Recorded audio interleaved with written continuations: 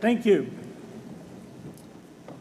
President Bach, former President Rudenstein, incoming President Faust, members of the Harvard Corporation and the Board of Overseers, members of the faculty, parents, and especially the graduates. I've been waiting more than 30 years to say this. Dad, I always told you I'd come back and get my degree.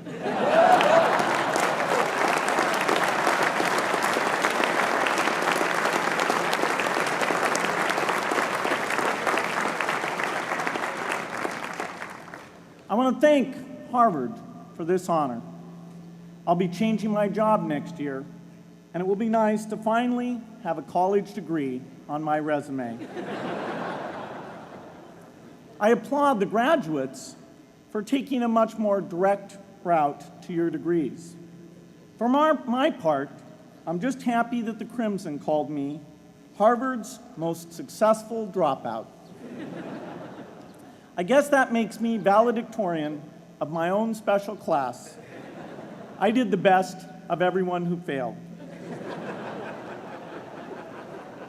But I also want to be recognized as the guy who got Steve Ballmer to drop out of business school.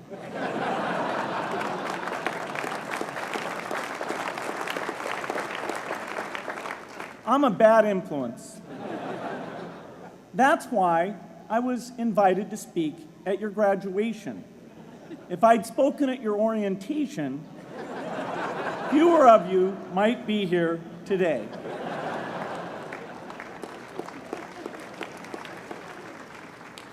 Harvard was a phenomenal experience for me. Academic life was fascinating. I used to sit in on lots of classes that I hadn't even signed up for. And dorm life was terrific. I lived up at Radcliffe in Currier House. There were always a lot of people in my dorm room late at night discussing things because everyone knew that I didn't worry about getting up in the morning. That's how I came to be the leader of the antisocial group. We clung to each other as a way of validating our rejection of all those social people. Radcliffe was a great place to live. There were more women up there, and most of the guys were math science types. The combination offered me the best odds, if you know what I mean. That's where I learned the sad lesson that improving your odds doesn't guarantee success. One of my biggest memories of Harvard came in January 1975, when I made a call from Currier House to a company in Albuquerque, New Mexico, that had begun making the world's first personal computer. I offered to sell them software. I worried they would realize I was just a student in a dorm and hang up on me. Instead, they said, "We're not quite ready. Come see us in a month," which was a good thing because we hadn't written the software yet. From that moment, I worked day and night on the extra credit project that marked the end of my college education and the beginning of a remarkable journey with Microsoft. What I remember above all about Harvard was being in the midst of so much energy and intelligence. It could be exhilarating, intimidating, sometimes even discouraging, but always challenging. It was an amazing privilege, and though I left early, I was transformed by my years at Harvard, the friendships I made, and the ideas I worked on. But taking a serious look back, I do have one big regret.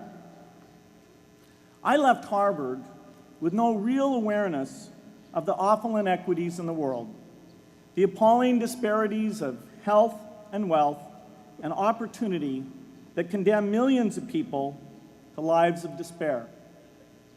I learned a lot here at Harvard about new ideas in economics and politics. I got great exposure to the advances being made in the sciences. But humanity's greatest advances are not in its discoveries, but in how those discoveries are applied to reduce inequity.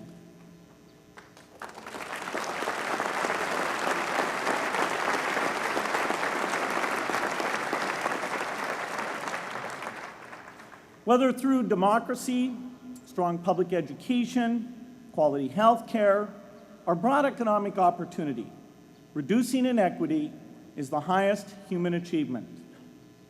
I left campus knowing little about the millions of young people cheated out of educational opportunities here in this country. And I knew nothing about the millions of people living in unspeakable poverty and disease in developing countries. It took me decades to find out. You graduates came to Harvard at a different time. You know more about the world's inequities than the classes that came before. In your years here, I hope you've had a chance to think about how, in this age of accelerating technology, we can finally take on these inequities and we can solve them. Imagine, just for the sake of discussion, that you had a few hours a week and a few dollars a month to donate to a cause. And you wanted to spend that time and money where it would have the greatest impact in saving and improving lives. Where would you spend it? For Melinda and I, the challenge is the same. How can we do the most good for the greatest number with the resources we have? During our discussions on this question, Melinda and I read an article about the millions of children who are dying every year in poor countries from diseases that we had long ago made harmless in this country: measles, malaria, pneumonia, hepatitis B, yellow fever. One disease that I had never heard of, rotavirus, was killing 500,000 children each year, none of them in the United States. We were shocked. We had assumed that if millions of children were dying and they could be saved, the world would make it a priority to discover and deliver the medicines to save them. But it did not. For under $1, there were interventions that could save lives that just weren't being delivered. If you believe that every life has equal value, it's revolting to learn that some lives are seen as worth saving and others are not. We said to ourselves, this can't be true, but if it is true, it deserves to be the priority of our giving. So we began our work in the same way anyone here would begin it. We asked, how could the world let these children die? The answer is simple and harsh. The market did not reward saving the lives of these children, and governments did not subsidize it. So the children died because their mothers and fathers had no power in the market and no voice in the system. But you and I have both.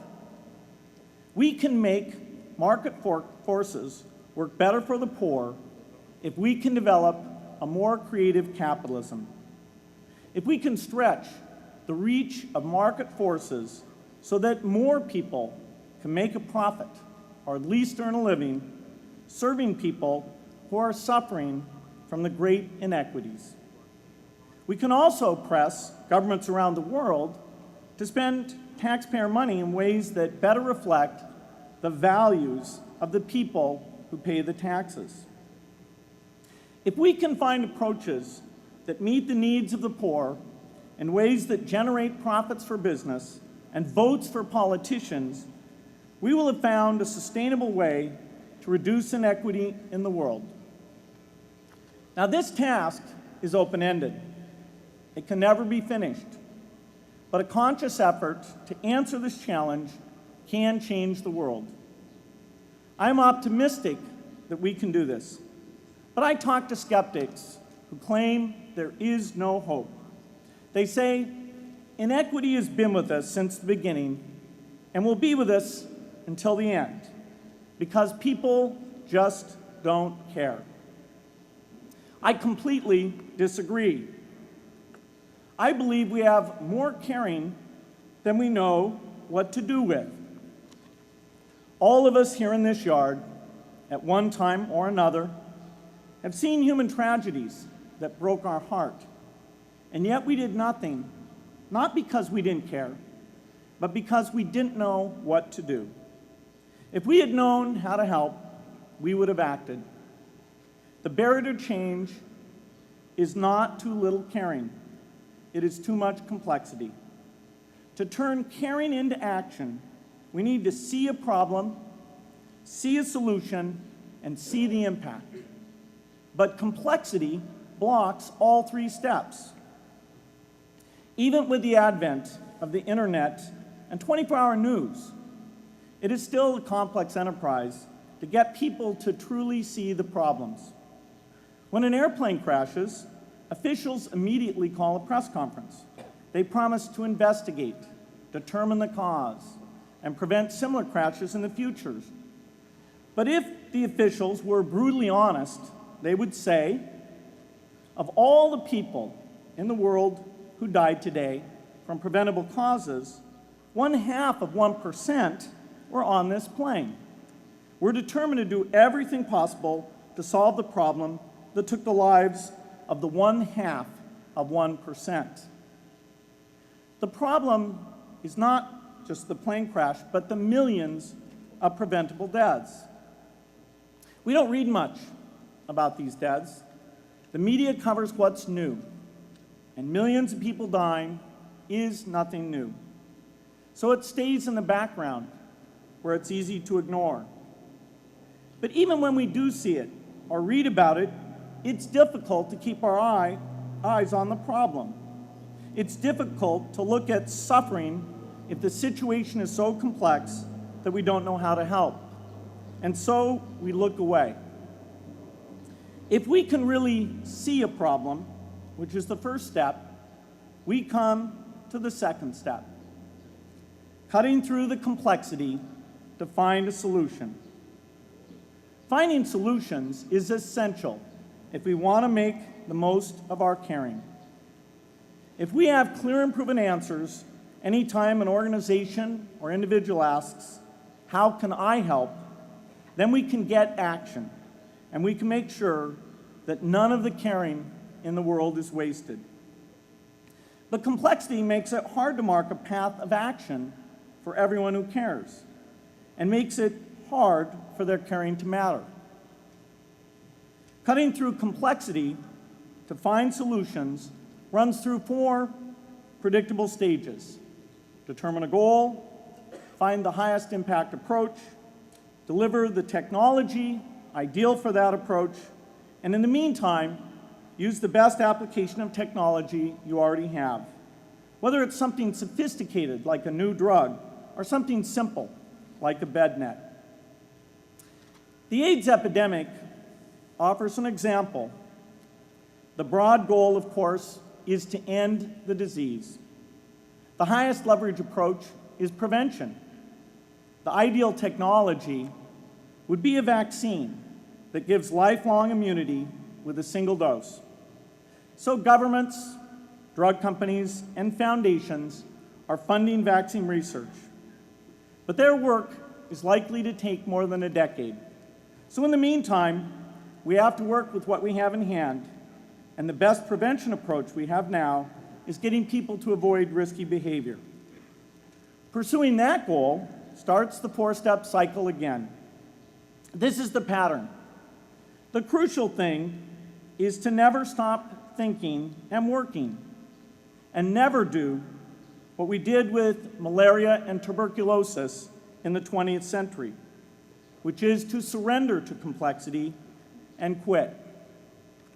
The final step, after seeing the problem and finding an approach, is to measure the impact of the work and to share that, success or failure, so that others can learn from the efforts. You have to have the statistics, of course. You have to be able to show, for example, that a program is vaccinating millions more children. You have to be able to show, for example, a decline in the number of children dying from the diseases. This is essential not just to improve the program, but also to help draw more investment from business and government. But if you want to inspire people to participate, you have to show more than numbers. You have to convey the human impact of the work so people can feel what saving a life means to the families affected. I remember going to the World Economic Forum some years back and sitting on a global health panel that was discussing ways to save millions of lives. Millions. Think of the thrill if you could save just one person's life, then multiply that by millions. Yet, this was the most boring panel I've ever been on. Ever. So boring, even I couldn't stand it. What made that experience especially striking was that I had just come from an event where we were introducing version 13 of some piece of software, and we had people jumping and shouting with excitement. I love getting people excited about software, but why can't we generate even more excitement for saving lives? You can't get people excited unless you can help them see and feel the impact.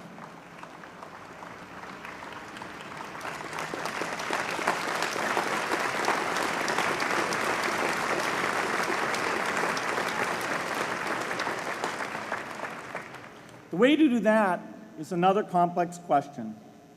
Still, I'm optimistic. Yes, inequity has been with us forever, but the new tools we have to cut through complexity have not been with us forever. They are new. They can help us make the most of our caring, and that's why the future can be different from the past. The defining and ongoing innovations of this age, biotechnology, the personal computer, and the internet, give us a chance we've never had before to end extreme poverty and end death from preventable disease. 60 years ago, George Marshall came to this commencement, and he announced a plan to assist the nations of post-war Europe. He said, I quote, "I think one difficulty is that the problem is one of such enormous complexity that the very mass of facts presented to the public by press and radio make it exceedingly difficult for the man in the street to reach a clear appraisement of the situation. It is virtually impossible at this distance to grasp at all the real significance of the situation." 30 years after Marshall made his address, which was 30 years ago, as my class graduated without me, technology was emerging that would make the world smaller, more open, more visible, less distant. The emergence of low-cost personal computers gave rise to a powerful network that has transformed opportunities for learning and communicating. The magical thing about this network is not just that it collapses distance and makes everyone your neighbor. It also dramatically increases the number of brilliant minds we can bring in to work together on the same problem. And it scales up the rate of potential innovation to a staggering degree. At the same time, for every person who has access to this technology, 5 people don't. That means many creative minds are left out of this discussion. Smart people with practical intelligence and relevant experience who don't have the technology to hone their talents or contribute their ideas to the world. We need as many people as possible to gain access to this technology because these advances are triggering a revolution in what human beings can do for one another. They are making it possible, not just for national governments, but for universities, corporations, small organizations, and even individuals to see problems, see approaches, and measure the impact of their efforts to address the hunger, poverty, and desperation George Marshall spoke of 60 years ago. Members of the Harvard family, here in the yard is one of the great collections of intellectual talent in the world. For what purpose? There is no question that the faculty, the alumni, the students, and the benefactors of Harvard have used their power to improve the lives of people here and around the world. But can we do more? Can Harvard dedicate its intellect to improving the lives of people who will never even hear its name? Let me make a request of the deans and the professors, the intellectual leaders here at Harvard. As you hire new faculty, award tenure, review curriculum, and determine degree requirements, please ask yourself, should our best minds be more dedicated to solving our biggest problems? Should Harvard encourage its faculty to take on the world's worst inequities?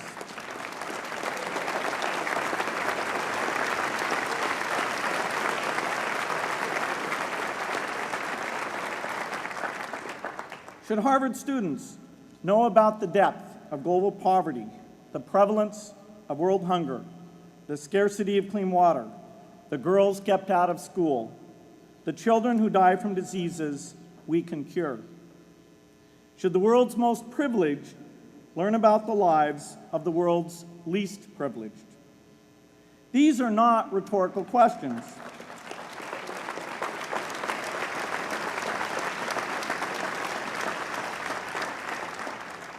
You will answer with your policies. My mother, who was filled with pride the day I was admitted here, never stopped pressing me to do more for others. A few days before I was married, she hosted a bridal event at which she read aloud a letter about marriage that she had written to Melinda. My mother was very ill, with cancer at the time, but she saw one more opportunity to deliver her message, and at the close of the letter she said, "From those to whom much is given, much is expected."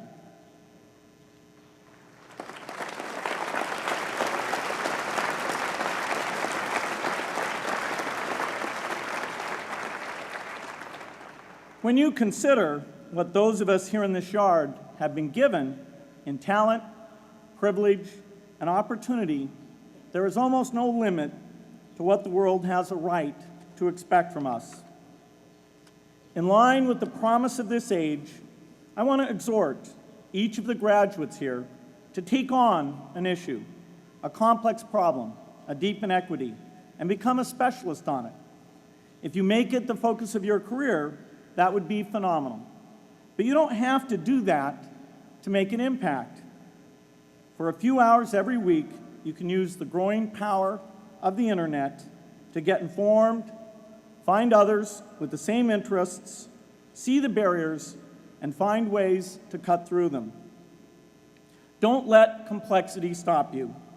Be activists. Take on big inequities. I feel sure it will be one of the great experiences of your lives. You graduates are coming of age in an amazing time. As you leave Harvard, you have technology that members of my class never had. You have awareness of global inequity, which we did not have. And with that awareness, you likely also have an informed conscience that will torment you if you abandon these people whose lives you could change with modest effort. You have more than we had. You must start sooner and carry on longer. And I hope you will come back here to Harvard 30 years from now and reflect on what you have done with your talent and your energy. I hope you will judge yourselves not on your professional accomplishments alone, but also on how well you have addressed the world's deepest inequities. on how well you treated people a world away who have nothing in common with you but their humanity. Good luck.